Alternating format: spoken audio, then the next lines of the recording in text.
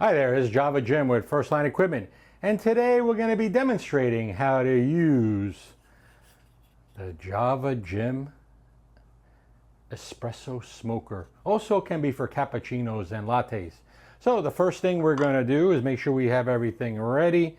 We have our wood chips open, we have our smoker here, we have our Torre Pepina espresso and cappuccino machine, which is a dual boiler with flow control. Very, very nice machine. Many customers have purchased it. One of my favorite machines. And we're going to use a dual spouted portafilter. We're going to grind some coffee fresh here using a Quaymar.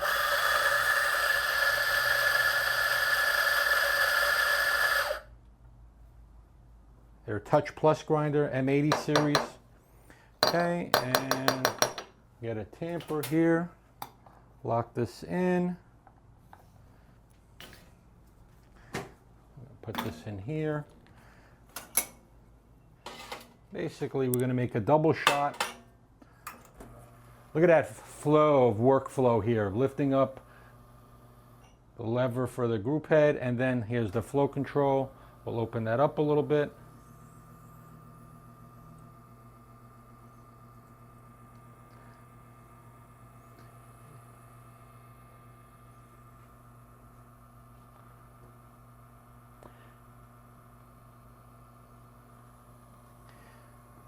And in this case, the grind is a little too fine. We're full open, but now we're getting a good pour.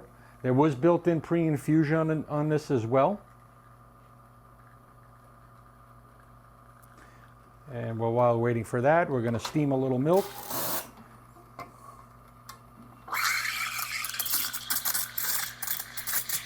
Powerful steamer here on a Torre Pepina.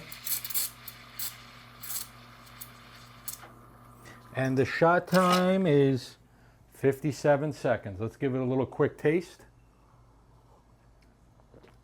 Still not that bad, a little bit of bitterness, but what's the smoker going to do? We're going to balance it out.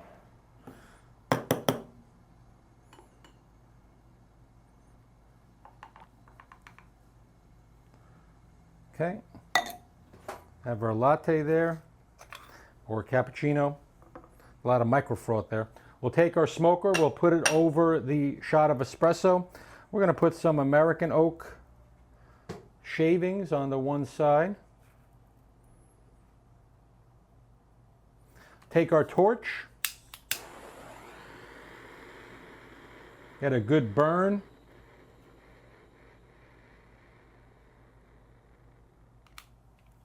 Put our cover on. And leave it for about 30 seconds.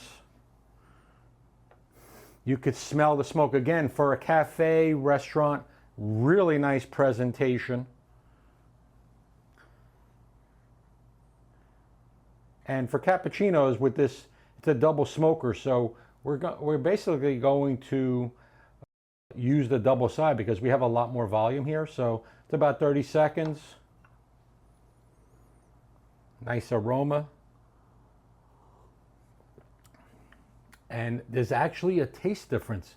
So again, 57-second shot.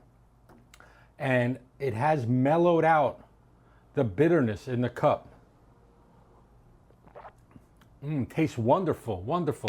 Now we'll go to the cappuccino side. It's been sitting there for a little while. We're going to add some cherry oak on this side. And there is a brush for cleaning as well. So, and we'll put some regular oak on this side, American oak. Take our torch, and if you need more butane, put more butane in vertically this way, get some in there, and that's how easy it is to add the butane to the smoker. Nice and powerful. Okay, we're burning the wood there. Be careful that you don't burn yourself. Okay, this is a long, look how long that flame goes. You'll see some tinder flying out. Be very careful. Now in this case, I actually burned the wood here on the side, but it's American oak wood. So be careful. I burned the sample here. Okay, get that cooking there, 30 seconds at minimum. So torch can be very, very powerful. And on here there is an adjustment. So for max, which I had it on, and then for low as well. And if you have the larger cups that are very wide, we sell an optional extender in the kit.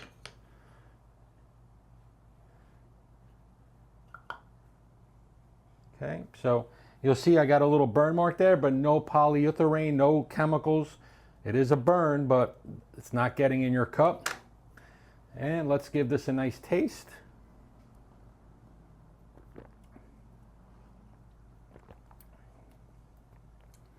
You could taste the flavor profile, and from the shot of espresso, I actually have a nice smoky aftertaste.